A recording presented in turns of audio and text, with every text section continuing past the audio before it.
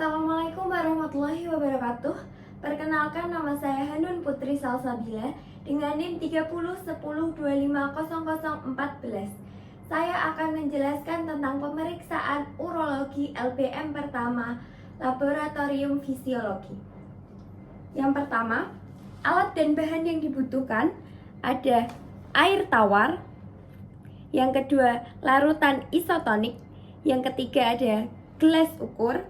Yang keempat ada urinometer. Yang kelima ada pH indikator. Yang ketujuh ada glass beaker. Dan yang terakhir ada termometer. Tujuan dari praktikum fisiologi materi pemeriksaan urologi: yang pertama, mahasiswa mampu memahami fisiologi ginjal. Yang kedua, mahasiswa mampu melakukan pemeriksaan fungsi ginjal. Kriteria probandus. Probandus diwajibkan laki-laki, lalu menyiapkan 4 probandus. Kriteria probandus pertama, probandus wajib berpuasa selama 8 jam. Yang kedua, probandus meminum air tawar sebanyak 1200 ml pada 30 menit pertama, lalu berkemih sebanyak 4 kali di tiap 30 menitnya. Kriteria probandus kedua, probandus wajib berpuasa selama 8 jam, lalu probandus meminum larutan isotonis sebanyak 1200 ml pada 30 menit pertama, lalu probandus berkemih sebanyak 4 kali di tiap 30 menitnya. Kriteria probandus ketiga, probandus wajib berpuasa selama percobaan, lalu probandus berkemih sebanyak 4 kali pada setiap 30 menitnya. Kriteria probandus yang keempat, probandus tidak perlu berpuasa pada saat percobaan dan probandus melakukan aktivitas seperti biasa, lalu probandus berkemih sebanyak 4 kali setiap 30 menit sekali. Cara kerja dari kriteria probandus yang pertama. Jadi probandus yang pertama, kriteria probandus yang pertama itu kan wajib berpuasa selama 8-10 jam. Nah, sebelum meminum air tawar itu, probandus itu wajib mengosongkan kandung kemihnya. Maka probandus diwajibkan untuk buang air kecil terlebih dahulu. Lalu setelah kandung kemih kosong, probandus diwajibkan minum air tawar sebanyak 1200 ml. Kemudian di 30 menit pertama, kemih dari probandus ditampung. Lalu probandus berkemih sebanyak 4 kali selama per 30 menitnya.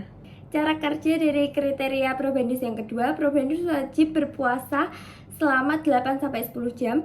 Kemudian probandus wajib mengosongkan kandung kemihnya sebelum melakukan percobaan. Jadi probandus diwajibkan berkemih terlebih dahulu. Lalu kemudian setelah kandung kemih kosong, maka probandus diwajibkan meminum larutan isotonis sebanyak 1200 ml.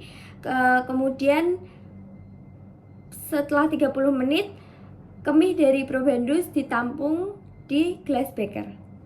Cara kerja dari kriteria probandus yang ketiga yang membedakan dari yang pertama dan yang kedua, yaitu probandus berpuasa selama percobaan, lalu probandus berkemih per 30 menit sekali dan ditampung di glass beaker. Selanjutnya cara kerja dari probandus yang keempat, yaitu probandus melakukan aktivitas seperti biasa tanpa berpuasa dan berkemih sebanyak 4 kali per 30 menit sekali. Selanjutnya ada cara pemakaian urinometer. Jadi yang pertama, baca dan catat suhu yang tertera pada urinometer. Kemudian baca suhu yang tertera pada urin suhu ruang, lalu catat hasilnya. Tuang urin dengan suhu ruang sebanyak 50 ml. Kemudian masukkan urinometer ke dalam gelas tersebut.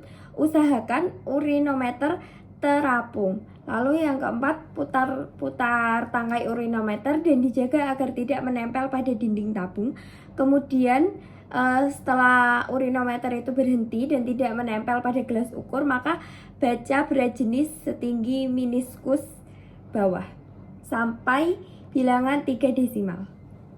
Selanjutnya saya akan menjelaskan kriteria dari urin-urin normal. Yang pertama mulai dari warnanya itu bening atau kuning muda, lalu pucat tanpa adanya endapan. Kemudian dari volumenya kurang lebih 1-2 liter per hari. Lalu dari baunya itu dia tidak tajam dan tidak menusuk. Lalu selanjutnya ada pH-nya. pH normal itu berkisar 4,6 sampai 8. Selanjutnya ada buihnya. Buihnya itu dia cepat hilang, jadi tidak terus-terusan berbuih.